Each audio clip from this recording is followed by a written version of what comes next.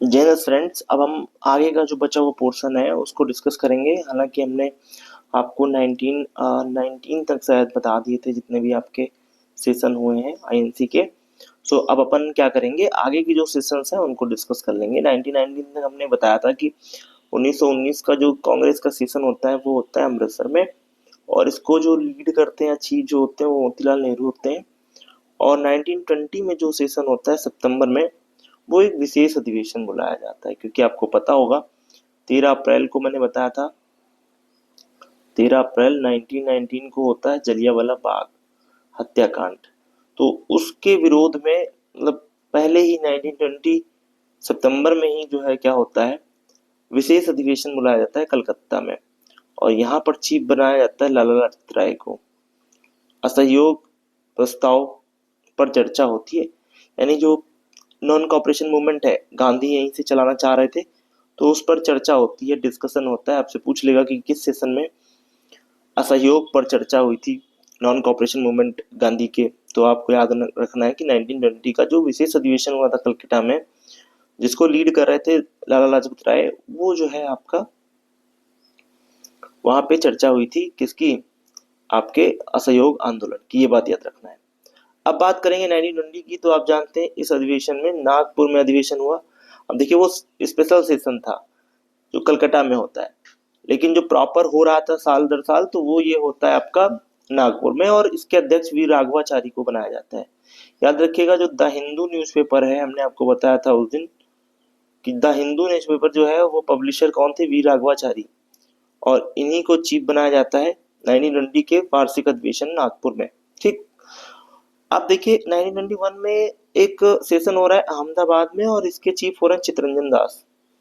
चितरंजन दास जो कि चीफ तो थे लेकिन ये जेल में थे, और ये मैंने आपको बताया था पॉलिटिकल टीचर थे। किसके पॉलिटिकल टीचर थे ये? बेसिकली आपके सुभाष चंद्र बोस के। ठीक है, ये बात याद रखनी है। तो इसमें एक कार्यकारी अध्यक्ष भी बने थे जिनका नाम हकीम अजमल खां था। तो चीफ थे, अध्यक्ष थे चितरंजन दास जो कि जेल में थे, लेकिन जो उनका कार्यवाहक के रूप में काम कर रहे थे, मान लीजिए वो जेल में है, अब जेल से कैसे काम करेंगे, तो इसके लिए कार्यवाहक बनाया गया था। और कार्यवाहक जो थे वो बेसिकली थे हकीम अजमल खां। ये बात आपको याद रखनी है। अब हम आगे बढ़ेंगे और देखेंगे जेल में रहते हुए पहले अध्यक्ष अगर पूछ लिया जाए तो आपको बताना, याद रखिएगा, जेल में रहते हुए पहले अध्यक्ष बने थे चितरंजन दास। और इसमें क्या क्या आउटपुट आए थे, तो इस सेशन में जो मद्य निषेध है, मदिरा वगैरह जो पान करते हैं उसका निषेध लगाया गया, और जो अस्पृश्यता वगैरह जो लोग करते हैं, अनटचेबिलिटी का उन्मूलन किया जाए, इस पक्ष में प्रस्ताव पारित किए गए थे। तो आपसे पूछ सकता है कि किस सेशन में आईएनसी के मदिरा या फिर जो लिकर है उसके अल्कोहल के कंजम्पशन को लेकर के प्रोहिबिशन लगाया गया था, और अनटचेबिलिटी अस्पृश्यता उन्मूलन के पक्ष में जो है क्या आए थे, प्रस्ताव आए थे। अब आते हैं 1922 में, और ये मैं ऑलरेडी बता चुका हूँ आगे आपको कि 3 सेशन होते हैं बिहार में, और उसी क्रम में 1922 का एक सेशन हुआ है गया में, बिहार में। अध्यक्ष चितरंजन दास सर को बनाया गया था, और इसमें चुनाव में भाग लेने वाले का प्रस्ताव, जो चुनाव में भाग लेंगे उनका प्रस्ताव सी आर दास ने पेश किया।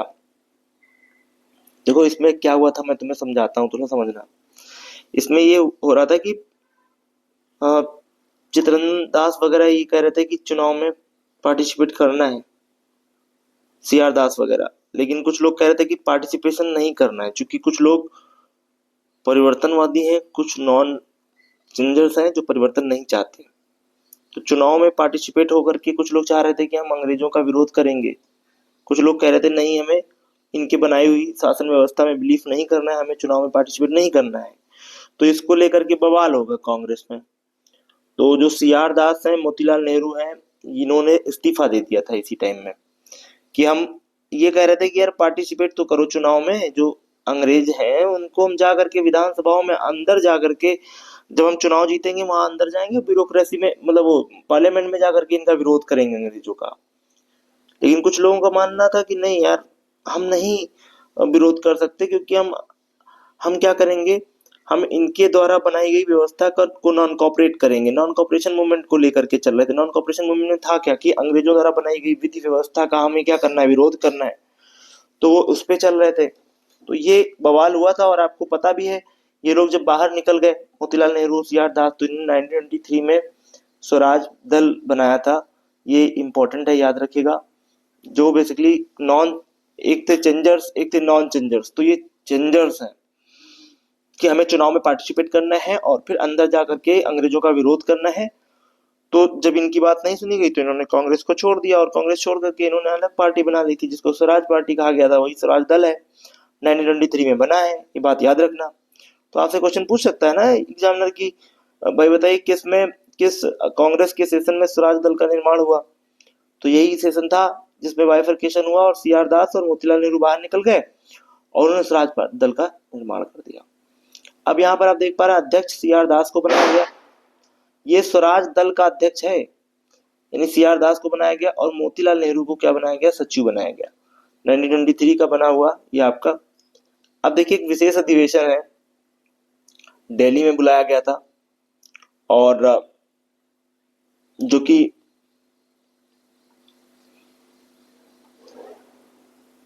1923 का सेशन है। तो कांग्रेस का 1923 का सेशन स्पेशल सेशन है जिसमें क्या था कि जो लोग चुनाव में भागीदारी कर रहे थे, पार्टिसिपेट कर रहे थे, प्रोविंशियल जो चुनाव हो रहे थे, उनका एक वार्षिक अधिवेशन था। स्वराज दल कांग्रेस की वापसी हो गई थी और यहाँ पर चीफ बनाया गया था मौलाना अबुल कलाम आजाद को, याद रखिएगा 1993 में। और ये सबसे युवा, मात्र 33 साल के युवा थे मौलाना अबुल कलाम आजाद जब चीफ बने थे। तो आपसे एग्जाम में क्वेश्चन पूछे कि आईएनसी का सबसे युवा चीफ कौन बना था, तो 33 साल के थे मौलाना अबुल कलाम आजाद। ठीक है, स्थान देखिए काकीनाडा, बंगाल, मोहम्मद अली जौहर वगैरह जो है ये वार्षिक अधिवेशन में थे।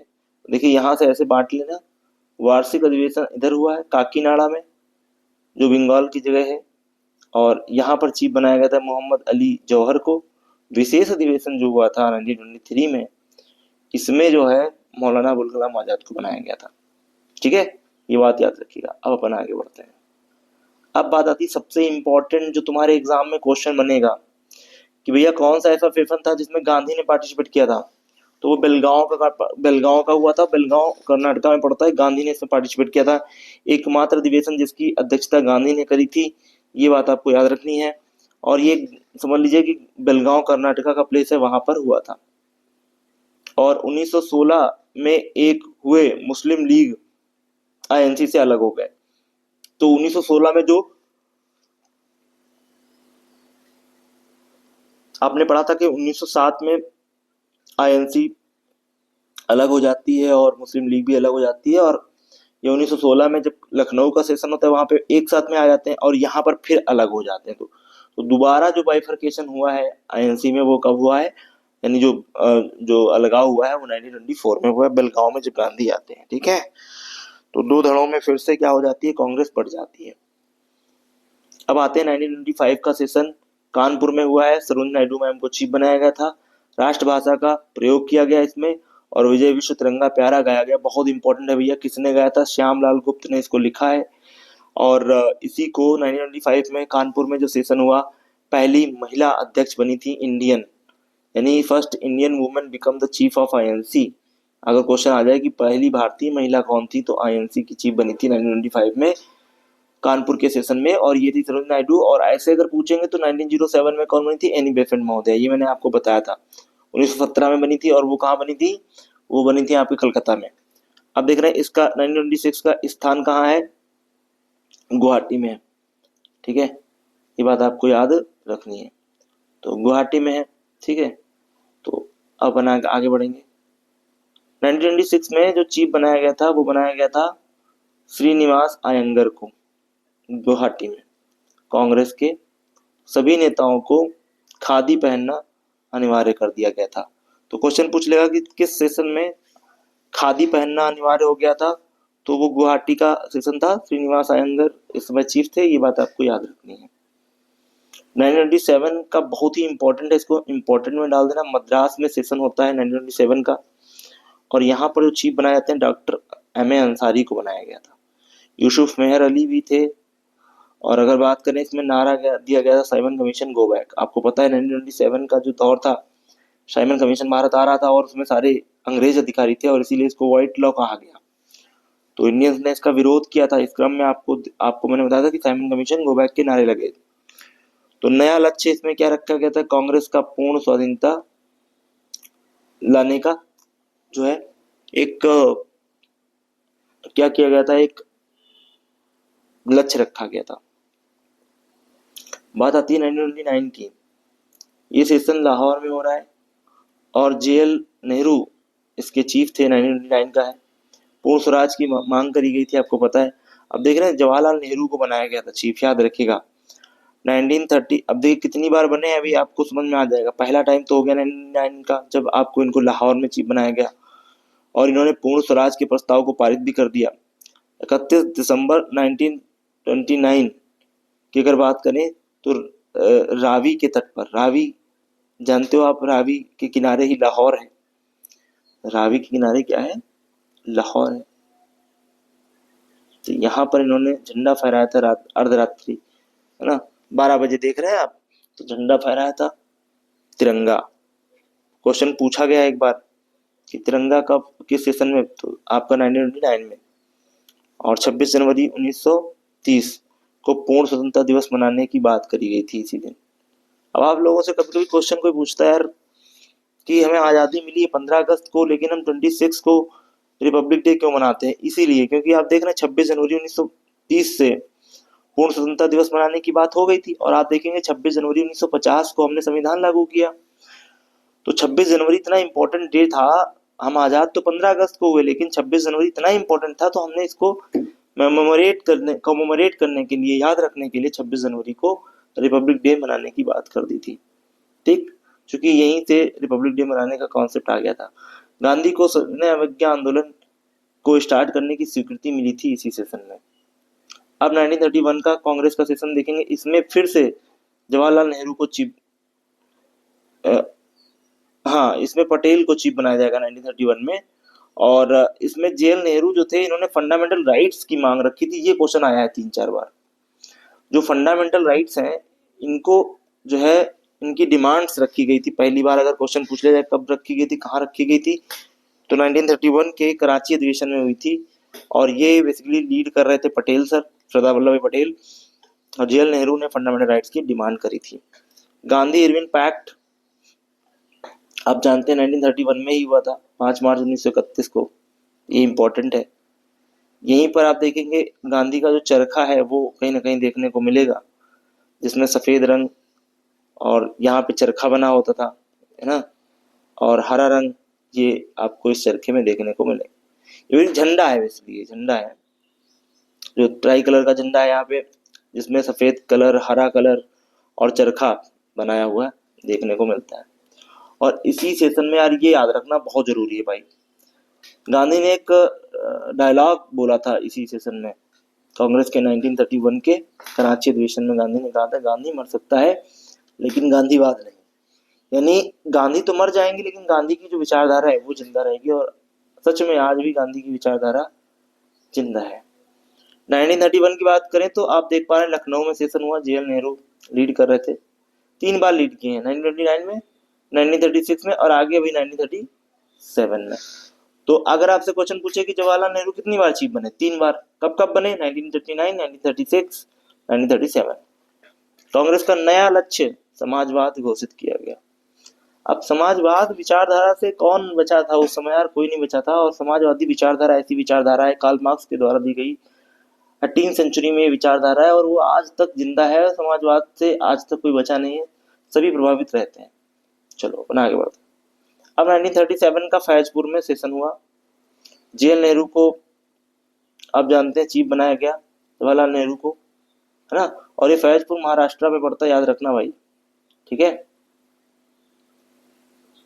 और ये पहला अधिवेशन था जो कोई गांव में हुआ। ये क्वेश्चन बनाया है, 3-4 बार आ चुका है क्वेश्चन कि कौन सा सेशन गांव में हुआ, तो फैजपुर सेशन महाराष्ट्र में जो हुआ था जिसमें जवाहरलाल नेहरू को चीफ बनाया गया। 13 सूत्री कृषि कार्यक्रम घोषित किया गया था इसी में। 1938 का तो बहुत इंपॉर्टेंट है, आप जानते हो, हरिपुरा गुजरात में पड़ता है, यहाँ पे सेशन हुआ और इस समय एक्टिव हो चुके थे सुभाष बाबू।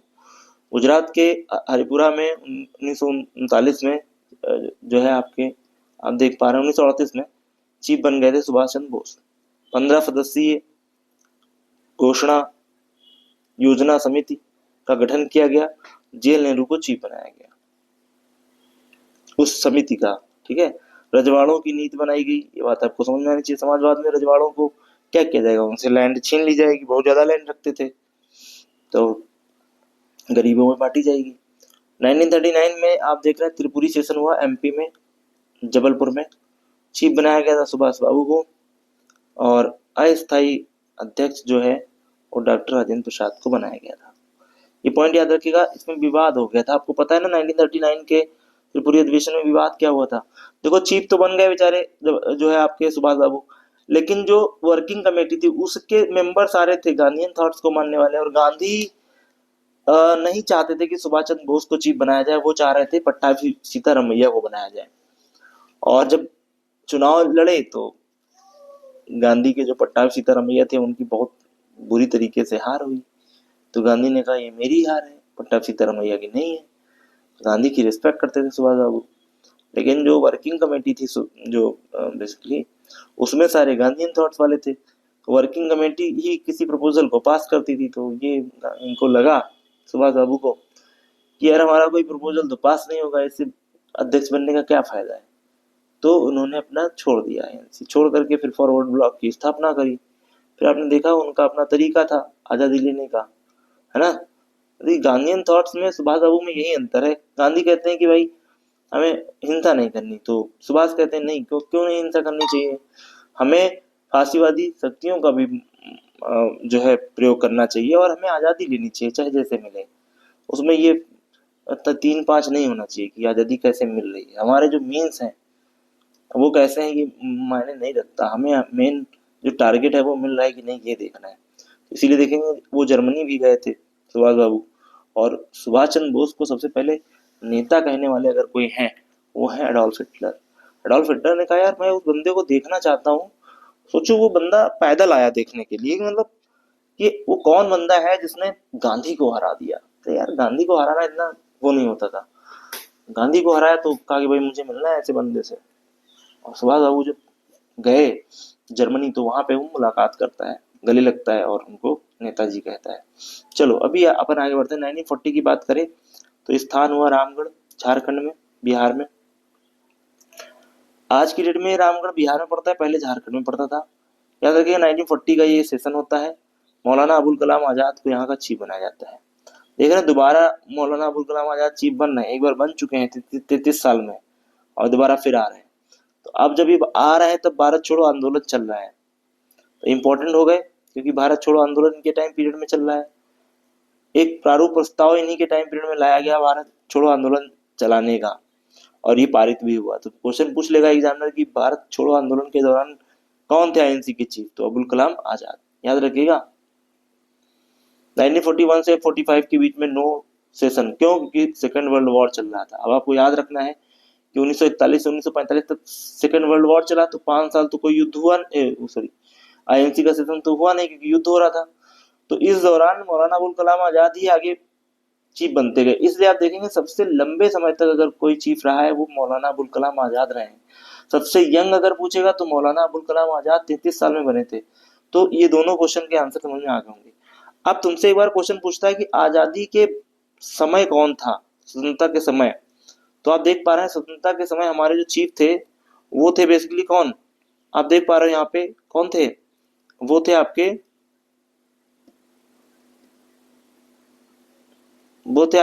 मेरठ में सेशन होता है और जेबी कृपलानी सर को बनाया गया। स्वतंत्रता के समय अगर क्वेश्चन पूछ ले तो जेबी कृपलानी को बनाया गया था चीफ। और स्वतंत्रता के बाद 1948 में जयपुर में हुआ, पट्टाभी सीतारमैया को बनाया गया था। स्वतंत्रता के बाद पहले चीफ बने थे, ये बात याद रखना। अब बात आती है यार सबसे ज्यादा सेशन कहाँ हुए, तो कलकत्ता में हुए 10 बार, दिल्ली में 4 बार, लाहौर में 4 बार, 7 बार मद्रास में, 7 बार बॉम्बे में। तो आई होप ये सारे पॉइंट्स एंड फिगर समझ में आ गए होंगे।